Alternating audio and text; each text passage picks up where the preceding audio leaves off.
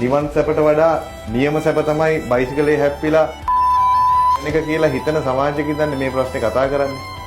දැන් ඉන්න ඔය ඒ වසංගතයට හවුවෙච්ච දරුවෝ හිතනවා Tamanට වඩා දෙගුණයක් ලොකු ටී-ෂර්ට් එකක් ඇඳගෙන රබර් බාට කෑලි දෙකක් දාගෙන තමන්ගේ ඔළුවට වඩා දෙගුණයක් ලොකු හෙල්මට් එකක් දාගෙන අර බයිසිකලේ නිකන් මේ තොට ළඟ තොරණ වගේ සරසගෙන 100ට විතර ගිහිල්ලා සවලෙන් එකතු කරන්න වුණාම ඒ දෙමව්පියන්ට මොකක් හිතෙනවද?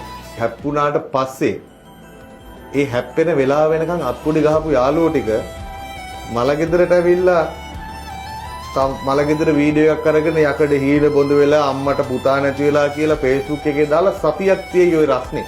තවමදි 90යි 100ට අදිමු 100ට අරිමු 100ට අරිමු 100 පැන්න අන්න නියමයි. ඒකට හොයය දාන යාළුවෝ කෑලි වෙලා සවලෙන් එකතු කරනකොට නෑ. හැබැයි කනකරු ගස් තියලා තමන්ගේ මුළු බොටුවම හූරලා බයිසිකලේ අරන් දීපු දෙමව්පියන්ට දරුවෙක් නෑ ගෙදර. ඔය ඌෂ්ණේ උණ හැදිලා ඉන්න ගොඩක් අය අපි දැක්ක ප්‍රවෘත්තිවල මේ උපදෙස් දෙන්න ගියපු තාත්තා කෙනෙක්ට හෙල්මට් කෙනෙක් ගහලා ඝාතනය කරා.